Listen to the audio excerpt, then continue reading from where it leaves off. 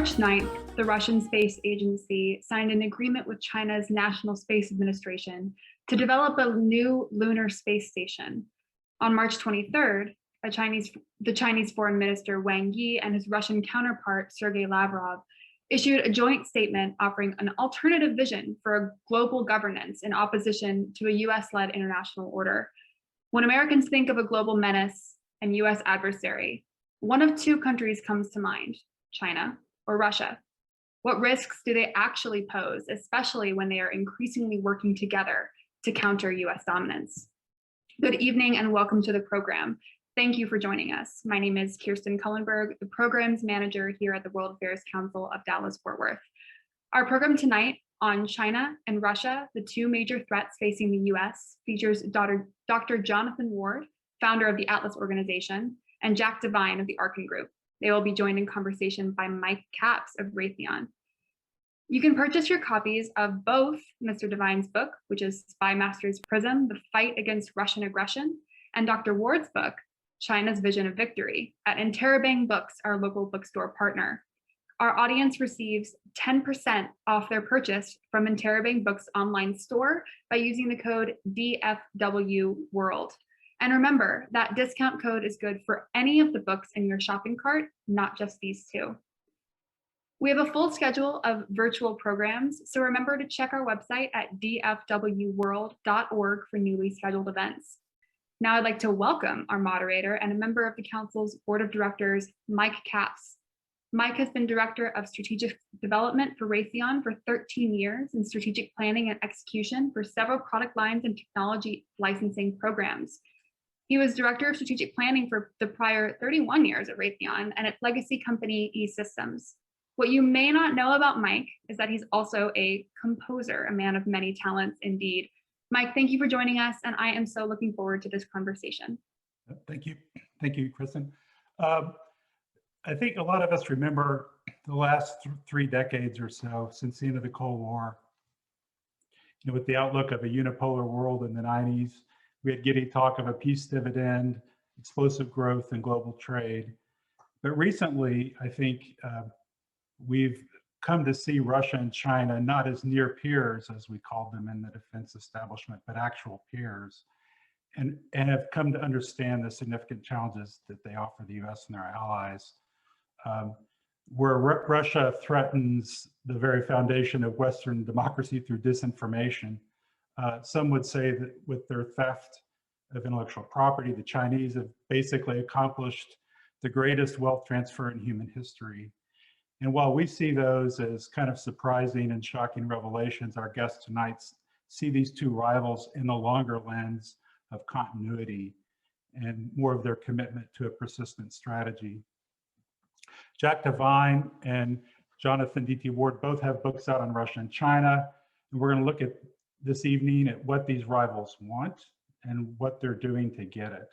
So it's my pleasure tonight to introduce Jack Devine, distinguished career professional from the intelligence community, among his posts, the Associate Deputy Director of Operations for the CIA. And as part of that, as a player in many notable events that we would have seen in the headlines the past 30 years, including a key player in the orchestration of Russia's exit from Afghanistan. He brings a career intelligence professional's view of Russia in his book, Spymaster's Prism. We also welcome Jonathan D.T. Ward. Jonathan has emerged the last few years as one of the most clear and distinct voices on China, bringing an interdisciplinary view with cultural, economic, and security expertise, much of it gained on the ground. He is a trusted advisor for the US government and many international corporations on their Asia strategy. And his recent book, China's Vision of Victory, is, as mentioned, a great accompaniment to Jonathan's book, Jack's book as well. So welcome, gentlemen. Thank you for being with us tonight. You each have knowledge of both Russia and China, so it's a great opportunity for us to compare and contrast these two nations. But let me start first with the question, why did you write your books? So let's start with Jack. There's an old adage, by General MacArthur, old soldiers never die, they fade away. He gave that in his farewell address in Congress. And I would say old intelligence officers fade away unless they have a pen. So if you want to have a voice, if you feel you have something to say about the intelligence business or foreign affairs, I find you can go to many meetings and talk until you're blue in the face. But if you write one article, you'll be surprised how much, and particularly in this day and age, how much you can get your voice out. So I did, this is the second book. The first one was more about the covert action, the James Bond part of the intelligence world, if you want to dramatize it. And this is more into the nitty gritty of intelligence operations and efforts to use intelligence in cyber for national security goals. So there's a lot of spy cases in it in the past and in the current day. And what's fascinating for me is to place them side by side and see how many of the same traits are there and the same strategy, which is one of the most startling things when I think back on it. I never thought we'd be talking about the Cold War in anything other than a historical context. You said earlier, we had Pax Americana when the wall came down.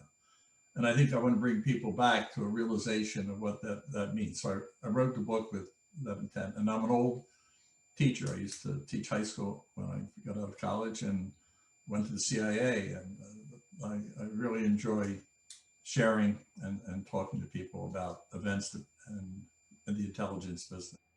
Jonathan, same question to you. Why did you write your book? Thanks. Mike, I was concerned that the United States was not going to wake up to the China challenge. And, you know, when I drafted my book in 2017 and 18, we were still, I think, just ahead of a major moment, which was a turning point in US-China relations with the US-China trade war. And since then, I mean, I think we've seen a massive change in our attention to China as an adversary, as a rival, as a threat to the country.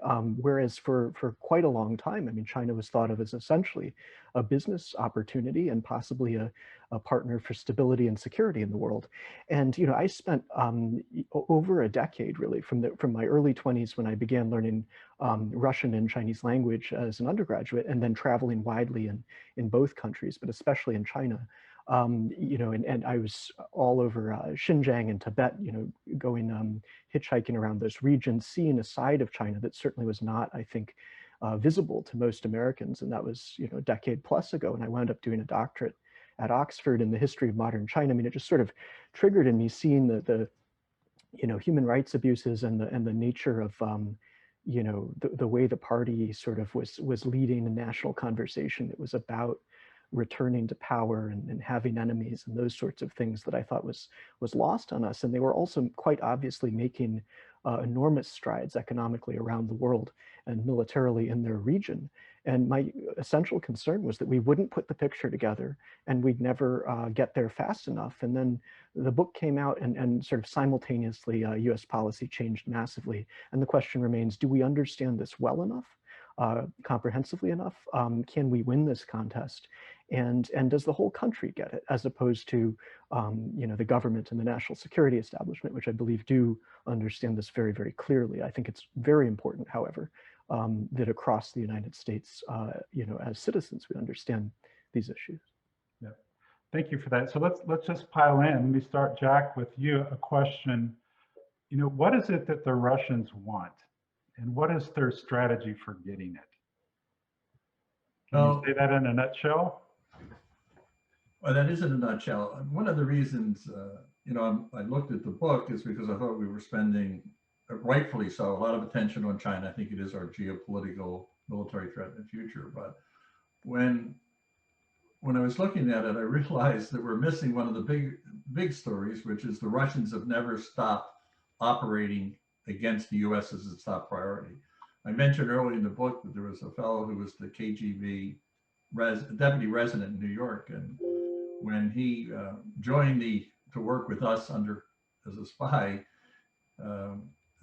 he said that the number one threat was for the Russians and the KGB was the United States, second NATO, and third China. And when he came out in 2004, he said, well, you know, what's interesting is the number one threat is the US, number two is NATO, and number three is China. So what I'm saying, what do they want?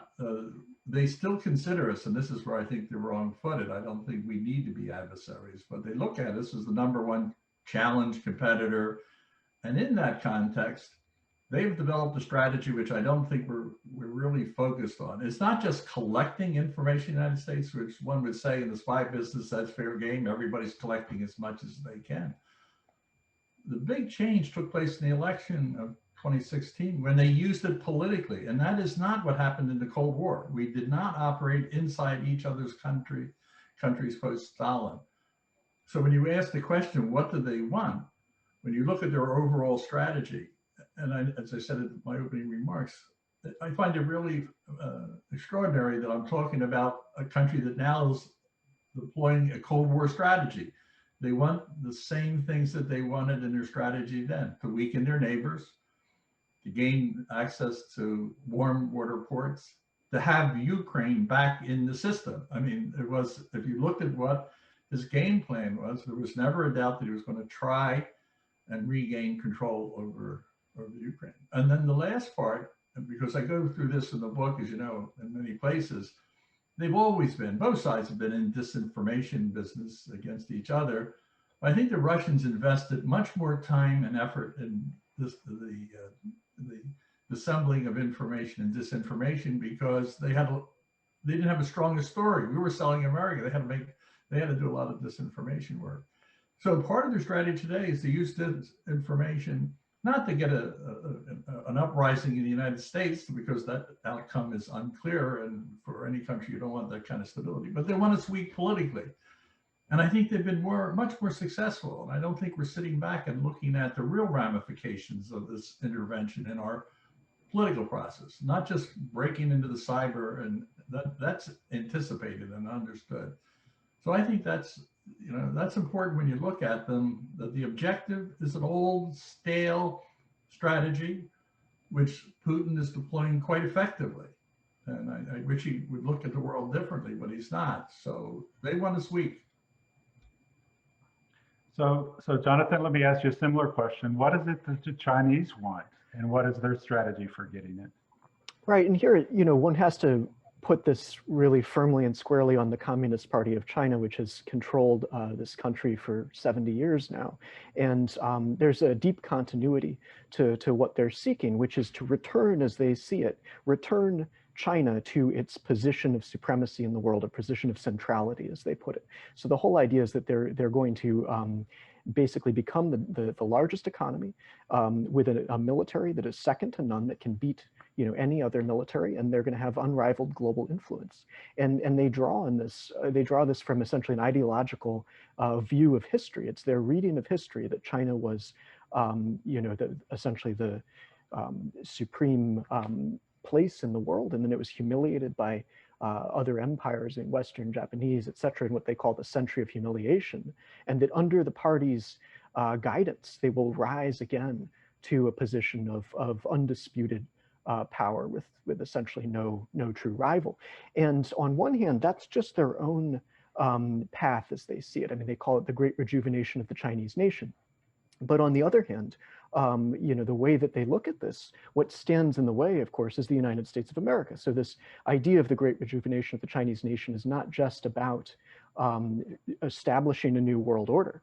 And they call that the community of destiny for humankind. So they have an entirely worked out framework here that I explain it in great detail with their own documents and Vision of Victory. But in order to do that, they have to break the US-led order. And they've taken us as their main enemy, since the inception of the People's Republic of China in 1949. Fighting the communist. I mean, we fought the same regime in the Korean War in 1950, and today their military planners are, working on systems that are designed to fight us again and our allies. So there's, I think, a very big continuity to what they seek to achieve, but also to their essential state of conflict with the United States. So if we see the Chinese and the Russian threats now as peers in our national defense strategy, and it's a lot more than defense. It's also economics and political rivalry. In what ways would you gentlemen say that the Chinese and the Russian threats are the same or different in significant ways? Well, I would do the different part, and then I'll let Jonathan, why don't you do me a favor and do the similarities, right? But I think the difference is China has to balance its relationship with us in the context of its very close ties economically to us, right? So that they have to be very careful. For example, the 2020 election, they looked at, according to the intelligence community report just a few weeks ago, they looked at meddling in the election and decided, no, that's off the board. And what I'm saying, as I said earlier, is the Russians are looking at this quite differently. They are meddling internally inside of our political system. Both countries are collecting intelligence. I don't think there's any doubt about that. And who's most aggressive against this directly right now? If you look at what's going on in Ukraine, I mean, they're pushing back, they're pushing very, very hard there into a space that I think the Western world was hoping would not fall under their control. So I think there's an aggressiveness that is quite different than the Chinese, where they're building up a tremendously strong military with a long range term of just overwhelming us in power economically and geopolitically. When you look at Russia, one thing I would tell you, the big difference is their GDP is closer to Spain or Italy, not China. So they're punching way, way above their weight. And I think that's the difference, but not to be misconstrued, even though they're a smaller, less power, they're being more aggressive towards us. And that's a distinction that I think a lot of people fail to grasp. Jonathan, right? Well, I think when one looks at how they're the same, I might alter that a little bit, and let's talk about how they're complementary. Because as you have Russia, trying to, as Jack's pointed out, in an incredibly eye-opening way in Spymaster's Prism, I mean, they are operating inside the United States in ways that are hugely disruptive and dangerous and much more confrontational in that sense. But then China's busy out there establishing, trading relationships, partnerships of all kinds all around the world. I mean, from Latin America to Southeast Asia to Europe, building in this sort of alternate de facto economic infrastructure just based on their sheer heft. And at the same time, they have a very clear strategy to, as they said it, to defend their expanding overseas interests. So they see this as ultimately protected by their military, but they're looking for time, it appears, to build in the sort of appropriate military structure that will allow them to defend these long-term interests. So while you have Russia disrupting just playing a sort of active confrontation game with the US and with Europe, you have China going out there and buying up, natural resources, I mean, establishing itself at the heart of supply chains, attracting capital from Wall Street and from London to finance its bigger ambitions. And I think that the way they would probably look at this is very much the way that actually Stalin looked at China at the beginning of the Sino-Soviet relationship 70 years ago, where he said, okay, Mao, you want to be my friend? You're going to take care of Asia while I take care of Europe. And then the next thing we had was the Korean War. And here you have a Putin that's, keeping us all distracted in Europe with a China that I mean, they have at this point joint exercises, joint military meetings of all kinds. I mean, joint space plans potentially even. I mean, it's a quite coordinated relationship, I think, at a conceptual level. But Russia disrupts us while China buys up, all kinds of things.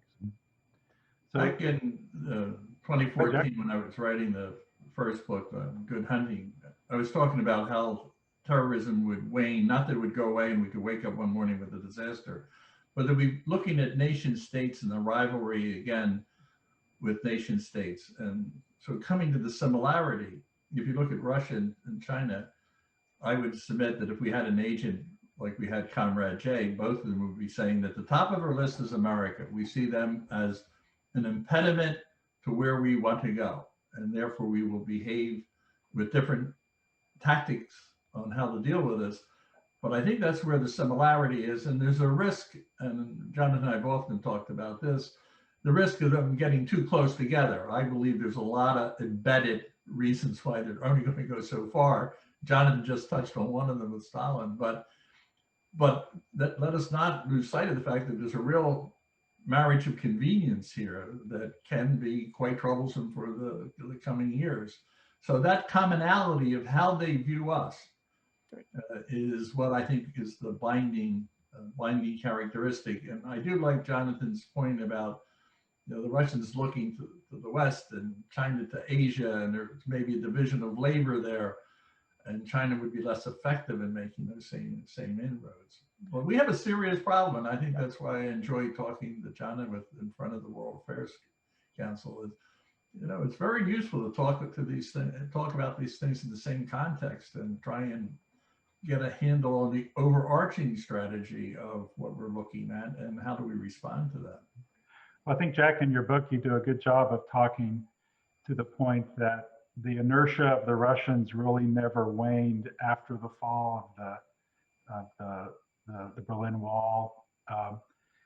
But in some ways, the Putin's Russia is more dangerous than the Soviet Union. Can you gentlemen both talk a little bit about how each country is kind of tied up in the personality of its leaders, what influence they have on their strategy? Well, the one point that I would stress is on your dangerous point. The danger I see is the aggressiveness of Putin and willing to play in our home court. And the point that I wanted to make, this is not how the Cold War was fought. Despite all of the movies and theater, there was an understanding between both countries that we would not interfere.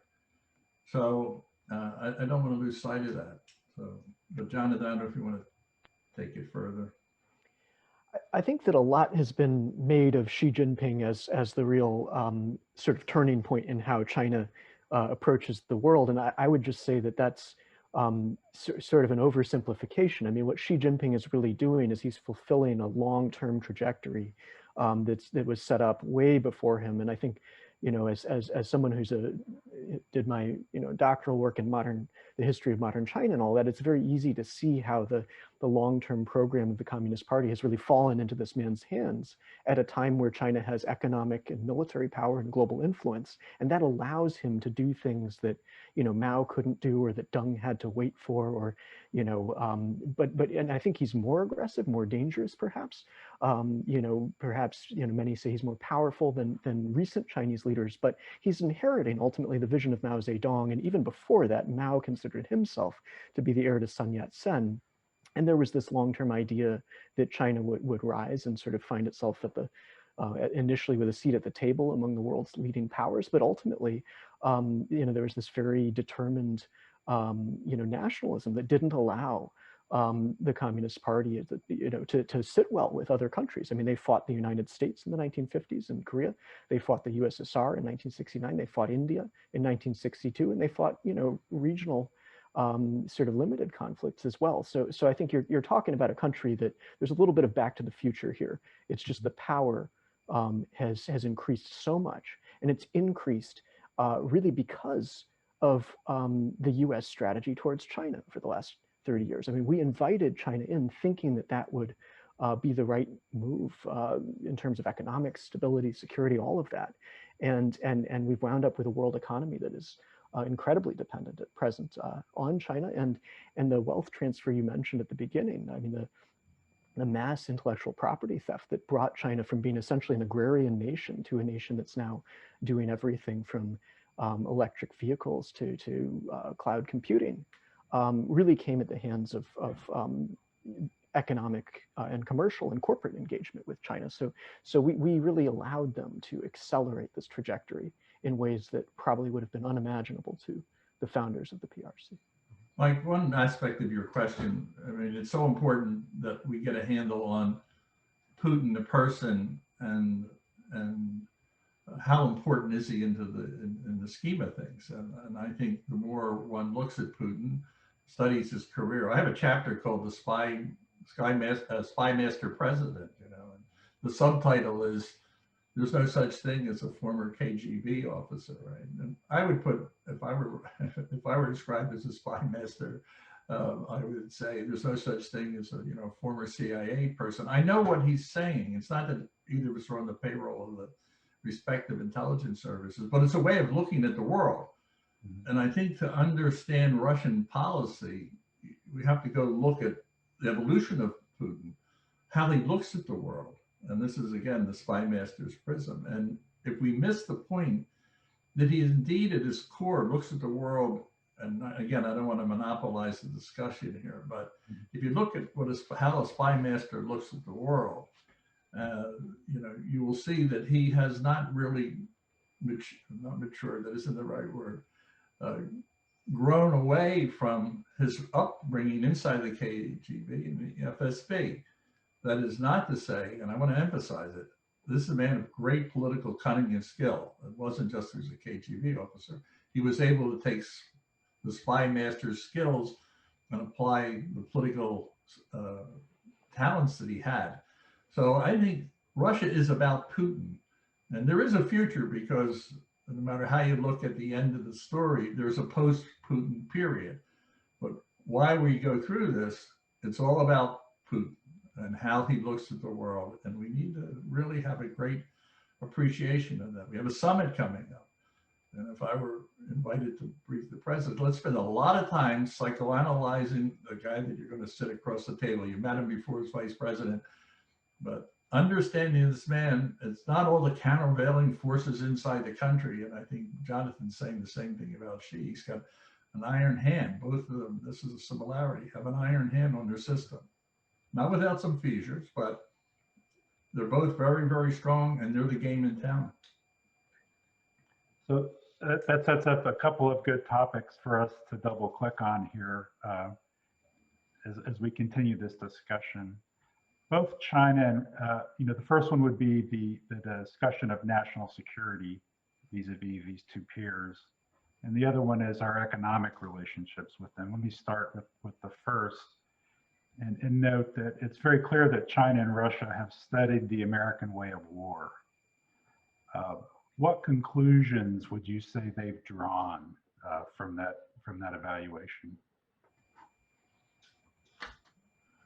That's a very, I guess if I were sitting with Putin, I would say, look, let's take a look at Biden, and let's look at the Americans, and let's look at history. I think both teams getting together need to look at history. So I think they would look at us through the history.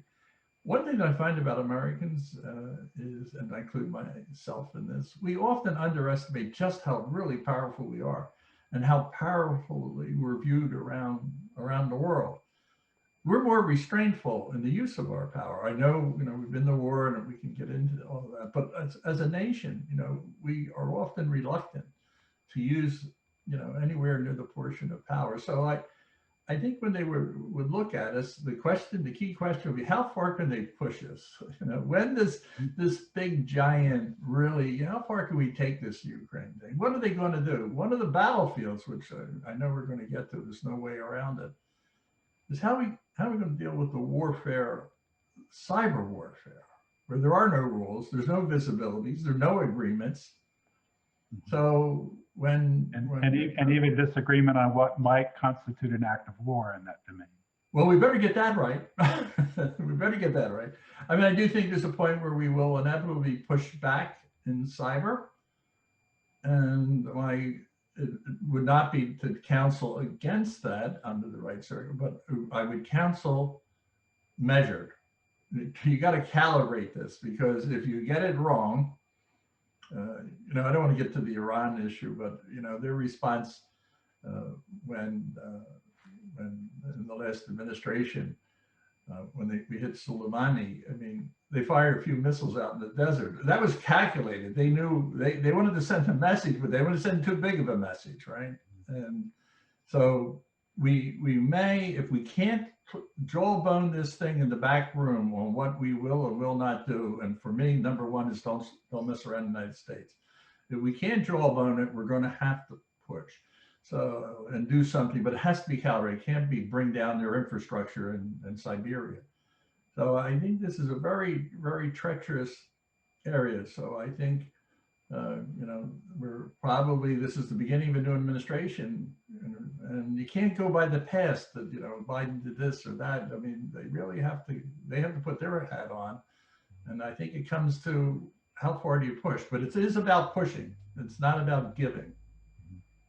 So a lot of people acknowledge that China is really the pacing threat from a national security standpoint, particularly with their anti-access denied area approach.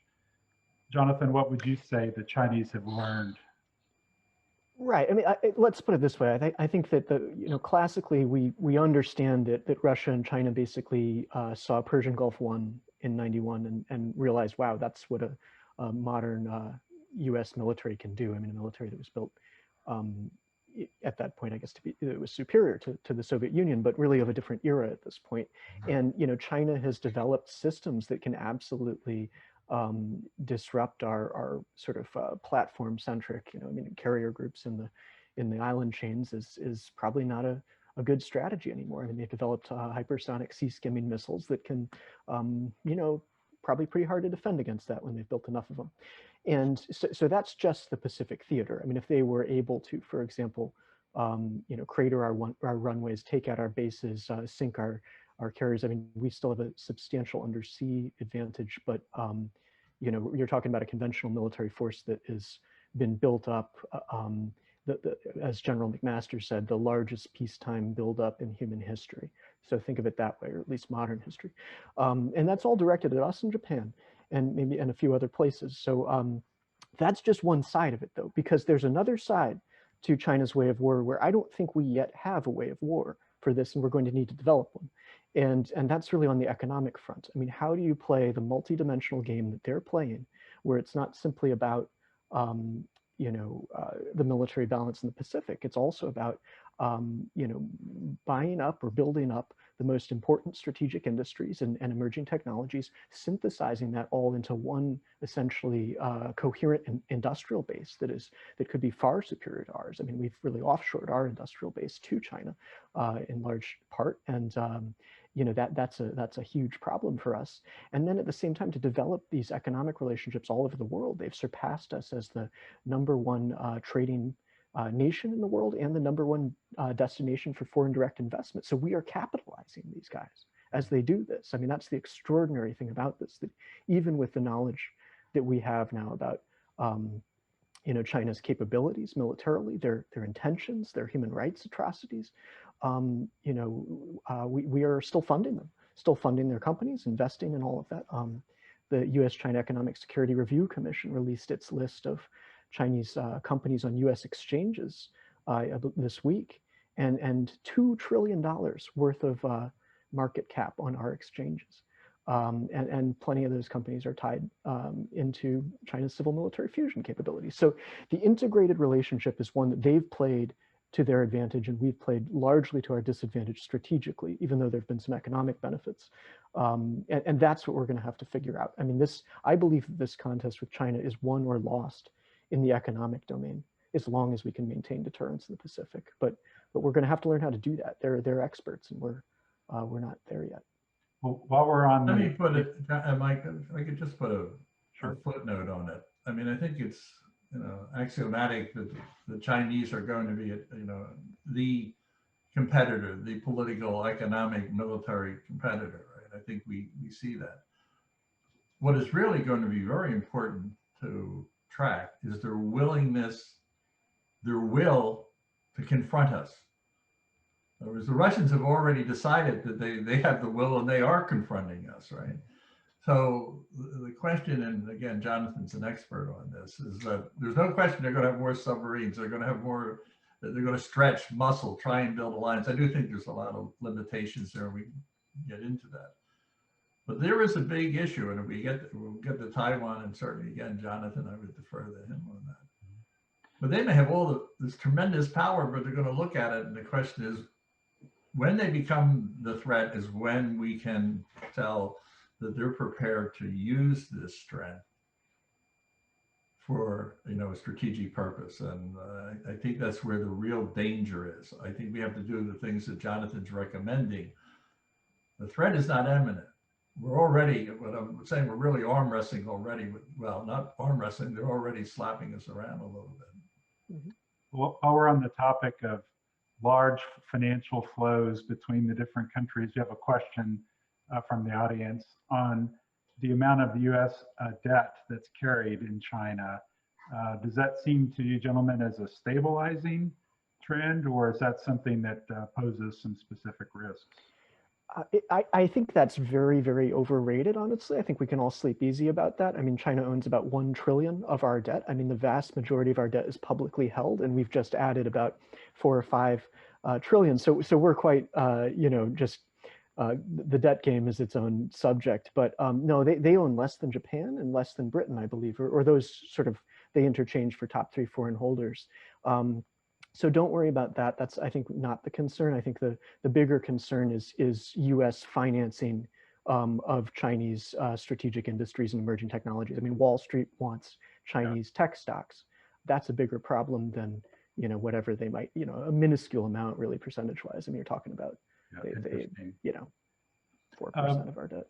Let me return to the national security realm. We have 2 new domains and you know, to be concerned about in conflict. We've just launched Space Force. US very concerned about space and the importance of space to America's national security strategy, and the cyber domains. You know, we've got talks of moon bases. So from the seafloor to cislunar orbit, we've got a vast conflict domain. How are the Chinese and the Russians looking at space and cyber as part of their military tactics and doctrine? Let me do this. Let me do the cyber. We'll do space. Okay. Then, That seems right. outer space to you. But as I mentioned earlier, when you look at their written work, just like Jonathan was talking about the Communist Party, there's writings. Yes. It's not a mystery. When you look at Russia war thinking, military strategy, you know, the strategy includes what was more colloquially referred to as soft power. It's not so soft. It's using political disinformation and cyber. Cyber is an extremely powerful political weapon if you decide to use it. So, you know, we see very clear examples of the Russians collecting and running technical operations, cyber operations against the United States for collection purpose. But you don't see them, as I said earlier, using it as part of a military strategy. It's to collect information. And this is a big difference. And the Russians are using cyber, and they've used it in Georgia, they've used it in Ukraine. In other words, they actually use cyber as an instrument of power in their confrontations. And we need to recognize it for that instead of just thinking about it's very important what Dark Side did and very important what they did with solar winds, all of these things. I believe in many ways it's just the tip of the iceberg of capabilities. And I would hope that we could easily match any of those capabilities. So I think it's an integral part. It's not a hidden speculative thing. They're very bold about how they use it, and it comes back and it has deeper roots, much deeper roots than American intelligence and disinformation. But let me cap it there. I want to hear all about outer space. Right. So if you don't mind, and Jack, you mentioned the importance of their own words and their own writings, and that's just, I think that's the true guide to both of these adversaries. I mean, fortunately, they've been absolutely explicit, you know, certainly the Communist Party of China about what they're trying to do. And if you don't mind, I'll just read something from Vision of Victory here on there's a whole section on space. But, you know, China's vision for space fits clearly within its ideology of national restoration and military dominance. As Lieutenant General Zhang Yulin, former Deputy Chief of the Armament Department of the Central Military Commission, explains, the Earth-Moon space will be strategically important for the great rejuvenation of the Chinese nation, adding that the future of China's manned space program is not a moon landing, which is quite simple, or even the manned Mars program, which remains difficult, but continual exploration of the Earth-Moon space with ever-developing technology. Now, keep in mind, this is a military, you know, general on the Central Military Commission. And then it goes on. So the director of China's lunar mission goes so far as to compare the Moon, and Mars to islands claimed by China in the East and South China Seas. Here's what he says. The universe is an ocean.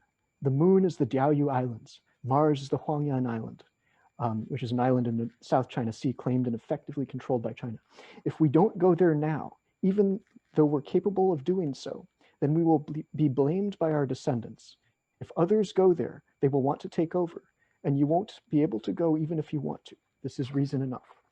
So, we've all heard the history of, or just the constant discussion of island building in the South China Sea, sort of military incursions in the East China Sea. And here you go with their comparing the moon and Mars to the islands they claim. So it's a pretty, it just shows you how extraordinary their general vision is. And of course, their capabilities are ones that we're witnessing on a regular basis with the launch of a space station and all that. And then the possibility of Russia-China collaboration in space is always on the table between the two countries. So yeah, again, and just bringing it back to the whole question of what this means for the US, I mean, in the Cold War, we dealt with one superpower and its occasional allies. Today, we're dealing with an economic rival with a military that's built to defeat ours and its strategic partner, which is our former adversary in the Cold War. So this is a new combination, and we're going to have to get ready for a very tough game. Mike, there's one point about space. I actually defer to you because you're sitting in an institution that has great knowledge about it. But one of the things I've always been struck by, both in the intelligence and science and technology area, one of the most important things about being in any sort of race in space is how much effort, money is thrown at that project that develops new technologies. So it is an extremely important test bed. In other words, if we froze our space program at any point, I would predict that whoever's moving forward is going to be breaking through with new technologies that will add new military capabilities and intelligence capabilities to it. So, I mean, I wish I knew all the ins and outs of how to get a rocket into outer space, but I do see the product. We started with the U-2 collecting information, and satellites went up. The main reason was to be able to monitor military targets. So, yes, it's fun to land on the moon, but there's many, many, many other capabilities that come from the space program. So, and again, forward-thinking people will look about how you conduct war from outer space. I'm more fixated on how we conduct it in the cyber world, but I certainly don't minimize by any stretch the imagination the threat that an unsuccessful or losing market share in space, what that would mean for us. We have a couple of questions on the thread talking about potential flashpoints. There's notions of, or a mention of what's going on in Israel today, possible flashpoints in Baltics, or I think, Jonathan, you mentioned Taiwan a little bit earlier as well. Are there serious risks of being brought into conflict kind of accidentally with Russia or China on these flashpoints? I would just add Ukraine to that. Yeah, Ukraine, correct. Okay, so I mean, I think you've identified, the issues. But Jonathan, you want to have a shot at it? Sure. I mean, I think we have to remember that we could talk about Taiwan and spend the rest of the night. Yeah, so sure could. I'm going to throw it to you, Jonathan, but I'm going to get a 2 cents in on Taiwan at some point. Right. No, Taiwan is that's the one that we really could spend a great deal of time on, isn't it? And Ukraine too. I mean, I think my concern would be that there's a tendency in the U.S. to think that conflict with Russia and China would be purely by accident, that if we just have the right amount of communication, we'll avoid this because it's in everyone's interest to avoid this. I think there's some truth to that, but I don't think that explains the entire picture. I mean, you're talking about, at least in the case of China, a government that is very vocal about preparing its country for war. They speak all the time about we must prepare to fight and win wars. This is part of the constant rhetoric. Their newspapers are full of very militaristic rhetoric on Taiwan. They killed Indian soldiers last year on the Himalayan borders. They have done what they've done in Hong Kong, and they've seen no real consequences to any of that. And if anything, the pandemic that we all find ourselves in is one that many economists agree has accelerated China's sort of position in the world economy. So I think there's this idea that things are going quite in their direction. And you're talking about a military that, as Jack mentioned, the question of if they do decide to use it, that's the real test of what we're dealing with. And that's obviously where the United States should be concentrated, is to ensure deterrence. I mean, we have to be sure to build capability and broadcast intent that they will not succeed at any such operation in the Taiwan Straits. And in the meantime, and here's an official national newspaper, I think just today in China, saying, with China's strength, it needs to make the US increasingly sure that if the US launches a war with the People's Liberation Army in China's adjacent waters, it will be defeated. China's strength in Air Force, Navy, and ground-based missiles is sufficient to overwhelm US troops and its allies, and China has a strong will to use these forces to defend its core interests. So, you know, that's what it sounds like. I mean, that's a popular newspaper just written for popular consumption. So, so I think we're dealing with, we have to remember that we're dealing with authoritarian societies and countries, and it's not the same as, you know, I mean, in history, I mean, these are the ones that if they are not deterred, they do go to war. So I think we have to look at this not through our own lens of simply it's in no one's interest, but places that have quite, you know, explicit territorial claims and are building forces to execute on those claims. That's the problem we're dealing with. It's not simply like the peacetime is something that everyone. Mike, you queued up Mike, you queued up several good places we could talk about, and I used to be asked from time to time what kept me up awake at night, other than my children and grandchildren. It's you know, it was India and Pakistan, because they both had nuclear weapons, been to war 3 times, long-standing disputes. But I slept reasonably well still, right? But I moved that off, and I would say Taiwan remains a real troublesome spot. I don't see the immediacy of it, right? It's not like tomorrow.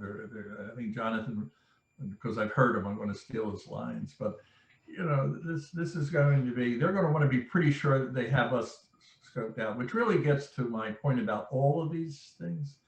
You know, the question of communication. You know, yes, we hope, well, the way you avoid it is you have good communications. Well, I would actually add understanding. In other words, we need to have really, you know, deep discussions with these adversaries to get some understandings, whether it's cyber, Taiwan, and try to lay the framework. But I come from the Spymaster's world, and you know, when I look at just about every problem, it starts with, you need really good intelligence. You really have to know what's inside the Politburo in China. You really have to have those sources. Otherwise, you can analyze yourself with that. You can get 5 brilliant analysts in one room and 5 in the other, and they can come up with different views reading the same material. You need that capability, whether it's technical capability or human capability. You need to do that. If you fail, the great prospects of miscalculations. And I see today that whatever our intelligence sources are producing, great, but it feels to me like, you know, no one quite has the sources that gives you the certitude that you need. And that's, you know, maybe, I hope I'm wrong on this. So each one of those problems I would overlay with these considerations, and the way we avoid the problem is having good intelligence and making sure we try and get an understanding wherever we can. And I think we're falling short, and no, it may not be our fault by any means. So I would apply that to all of them rather than going down the list, but I'm glad to talk about them. I would put Ukraine very high on the list because it's so essential to the Russians, and we really need to understand that. It's such a bold thing to go into Crimea and take over the eastern part. What happens if they keep rolling? I mean, you got to really have to think about what is our response. And same with Hong Kong. We're on the same ground we're going to be in Taiwan. At what point do they think we're not going to respond? Yeah. And that's when we're into very dangerous territory in both of those problems. No. Right, and if I could just add to that, I mean, I think that's what we have to remember, is that there's a simultaneity to these problems. I mean, they began at virtually the same time. I mean, when Crimea happened in 2014 and China was moving an oil rig into Vietnamese EEZs, seeing that there was no response, and then it was island building time. And today you've got, I mean, you know, Jack, I mean, Crimea is very popular in Russia, isn't it? And you know, the sort of South China Sea approach is very popular in China. So you know, these are real issues for us, that they're able to sort of do this. And what I would be worried about is that we wind up looking at these as separate issues. I mean that's you know, because their strategies are complementary. I mean, if we wound up with something happening in Europe where we just put all our focus on Russia, and that just opens the door for China. I mean, on some level, we kind of want to treat this, I think, as a combined operation, whether in reality or just sort of in you know, that may not be how it's but I share that view, Jonathan. I right. really think one of our shortcomings isn't our capability. It's having a counter strategy. Both of those countries have a clear strategy on how they're dealing with us. And I don't think I don't think we have a national consensus or a strategy around it. So yeah, I think your point. I'm gonna come to that question. I'm gonna come to that question in a minute. With the time we have left, one question I want to ask to bounce off something Jonathan said, and there's a few questions in the thread about this, is, you know, given all this, what should American companies be thinking about when they're doing business in Russia or China? Do they or should they have a role in our national strategy?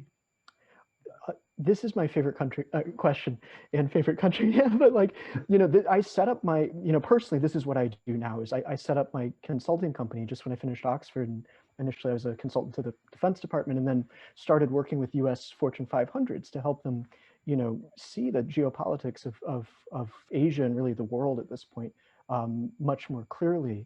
And I think that, I mean, this is the most important thing, is the only way we win this is if we engage our companies, which are the whole of our economy. I mean, our Fortune 1000, 1,000 top companies in America are 2/3 of the US GDP.